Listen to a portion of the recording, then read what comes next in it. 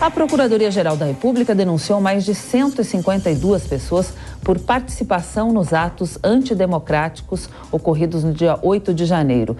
Para a gente entender mais a respeito desse processo de investigação, a gente conversa agora com o advogado criminalista Emerson Tawil. Muito bem-vindo, Emerson.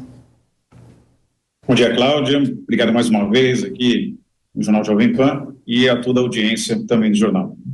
Bom, ao todo, 653 pessoas já foram denunciadas, procuradores de todo o país são chamados para a instrução dessas ações, né? Qual deve ser a ação da Justiça a partir dessas prisões? Na verdade, uma força-tarefa foi convocada para poder contribuir, né, os procuradores, de modo geral, para que possa dar uma celeridade a todos esses processos que foram deflagrados por conta dos atos considerados antidemocráticos. Existem inúmeros crimes entabulados a diversas pessoas, dentre eles aí, novo, né, tipificado na Lei 14.197 de 2021, que vai tratar lá no artigo 359, letra L, que é tentar, com emprego de violência ou grave ameaça, as instituições democráticas, entre outras mais. Há quem ainda faça de uma maneira, do nosso ponto de vista, um pouco forçosa, seria um ato para depor o governo, então, eleito e constituído, né? Então, as penas vão, aí no caso, de 4 a 8 anos para essa prática de crime, que é de natureza grave. Os procuradores terão um trabalho, assim, muito grande, porque são 653 pessoas até o presente momento, e essa individualização das condutas dos agentes, ou seja, o que cada um praticou, os procuradores, né, deverão fazer essa diferenciação com a contribuição das diligências e da investigação, para que, ao final, as pessoas possam ter ali a dignidade de ter um processo de uma forma transparente, que tenham a oportunidade da ampla defesa e do contraditório. É importante destacar que também o procurador, eles fizeram menção inclusive, de colocar muitas pessoas no concurso material, lá no artigo 69 do Código Penal. O que é isso? Na verdade, o concurso material é a individualização dos crimes, porém, a soma das suas penas. Então, nós podemos ter aí, sim, pessoas condenadas aí com um número, né, considerável aí da pena, dado em valor de anos, né? Então, muitas pessoas podem sair com uma pena elevada desses processos. Doutor Emerson, a pergunta agora é do Diogo Schelp. Doutor, justamente pelo elevado número de pessoas que foram indiciadas, como fica a questão prática de analisar todos esses casos no Supremo? Né? O senhor acredita que em algum momento esses casos devem ser enviados para a primeira instância? Acredito que sim, tanto é que a própria Procuradoria da República já individualizou, convocou, né, fez uma espécie de uma força-tarefa para que procuradores de todo o território nacional possam contribuir nessas apurações, nessas denúncias, e, de certa forma, todos irão desaguar lá, provavelmente, no STF. Mas é importante essa individualização, o Schelp, porque isso contribui, e a gente também verifica que muitas pessoas foram no embalo, podemos dizer assim, e isso é importante destacar. Existiam pessoas, comprovadamente, que estavam com ânimos ali de promover a desordem, afrontar as instituições democráticas de direito, mas existiam pessoas, inclusive, com crianças ali, algo totalmente desarrazoado. Então, existem inúmeros crimes, né? Desde dano, associação criminosa, incêndio, lesão corporal, dano ao patrimônio público, enfim, existe um elencado de artigos que estão inseridos dentro desse ato que foi considerado, a princípio, como ato antidemocrático. Inclusive, é bom destacar também que o ato antidemocrático não consta em nenhuma lei, nada, uma conotação que foi dada, e alguns até persistem em dizer que foram atos terroristas, que, do meu ponto de vista, é algo de uma natureza muito mais elevada, exacerbada, do que foram esses atos totalmente reprovados, diga-se de passagem. Mas a Procuradoria terá uma dificuldade muito grande, né, por conta de dar celeridade, investigação, transparência, oportunizar aos acusados ali ampla defesa contraditória, para que possam ter um julgamento correto, limpo, cristalino, de uma forma muito coesa. Essa é a dificuldade. Mas, sem dúvida alguma, o STF terá uma missão muito engendrada ali para que possa julgar todos esses casos, Chalco. Doutor Emerson, os atos aí do dia 8 têm 4 linhas de investigação, né? Uma delas mira os incentivadores da violência. Qual deve ser a punição para quem incentivou esses atos do dia 8?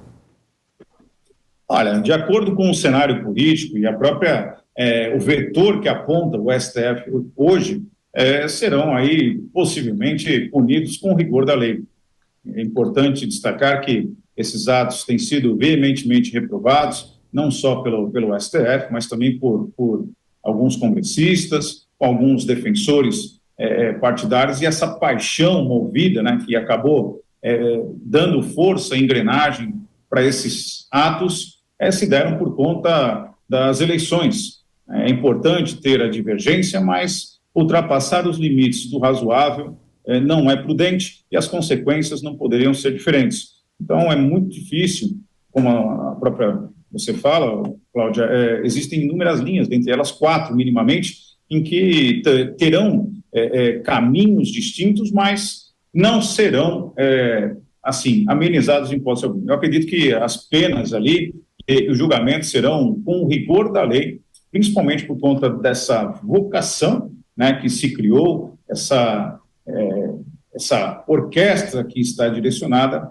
para atos como esse, em que estão sendo reprovados e, sem dúvida alguma, passará pelo crivo do judiciário e não perdoará ninguém. Diogo? Inclusive, o senhor considera a possibilidade de que políticos que manifestaram-se favoravelmente a esses atos de vandalismo durante o acontecimento desses atos nas redes sociais, por exemplo, podem ser punidos de alguma forma? Há como tipificar criminalmente essa atitude? Olha, Charles, a pergunta é muito pertinente, porque nós vivemos um momento, principalmente desse ativismo do judiciário, né, que pese todo o respeito pela Suprema Corte, mas esse ativismo judiciário, nós temos vistos aí, nos últimos tempos, decisões inusitadas, das quais não havíamos visto até o presente momento. Então tudo é possível hoje no judiciário. Então podemos dizer que sim, esses políticos podem responder, podem ser inseridos nesse contexto, nesse bojo, porque também fizeram, né, surfaram nessa onda, seja qual for a maneira e a intenção que tinham, se era para se beneficiar, trazer uma certa relevância nas redes sociais, ou até mesmo dentro do seu público eleitoreiro, mas, de certa forma, terão sim uma grande possibilidade, um viés que já foi costurado ao longo desse último período eleitoral, de que podem sim responder, e eu acredito que a possibilidade é muito, muito iminente, e provavelmente tenham ali também inserido seus nomes, seja numa investigação, até mesmo numa possível condenação. Doutor Emerson, a ideia de se abrir uma CPI para apurar esses casos do dia 8 de janeiro, você acha que é interessante ou não é mais necessário após essas prisões acontecendo, as punições já sendo dadas?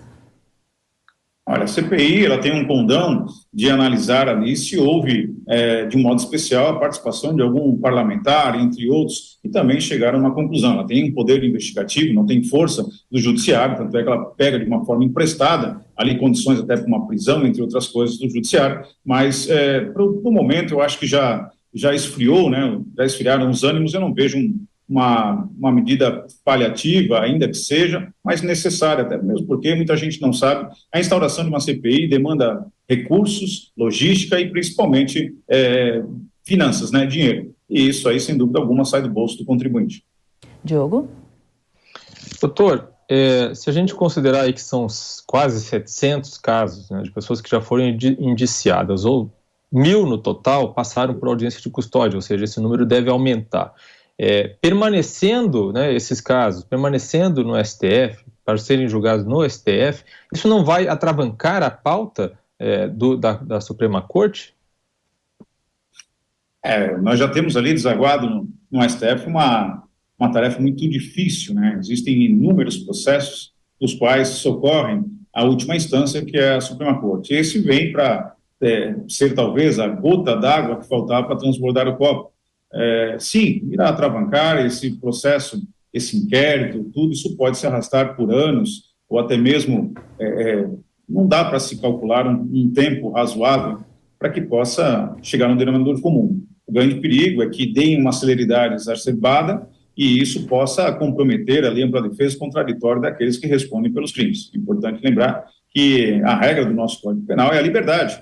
né? E mesmo que tenham cometido alguns atos, alguns estão mantidos em cárceres privados e tudo mais, de forma preventiva, é importante que o momento não requer só pressa, não é a celeridade, mas sim a lisura, para que tenham a transparência, para que possam identificar quem são os reais autores de crimes considerados graves, natureza grave, e reprováveis por toda a sociedade, e tenham ali a punição dentro do rigor da própria lei, sem nenhum devaneio, sem nenhuma esticada um pouco a mais da linha permissionista do judiciário. Mas, sem dúvida, isso vai atravancar, sim, o sistema, vai inchar cada vez mais, que o sistema judiciário já é inchado, e isso vem contribuir, de certa maneira, Diogo e nossos ouvintes, muito consideravelmente. Muito bem, sobre os atos do dia de violência do dia 8 em Brasília, a gente conversou com o advogado criminalista Dr. Emerson Tawil. Muito obrigada pela sua entrevista. Um bom dia, uma boa semana. Eu que agradeço, Cláudia, Shelter, a todos os ouvintes, mais uma vez a oportunidade, uma boa semana, até mais. Obrigada ao Diogo também pela parceria, até amanhã, Diogo. Até amanhã.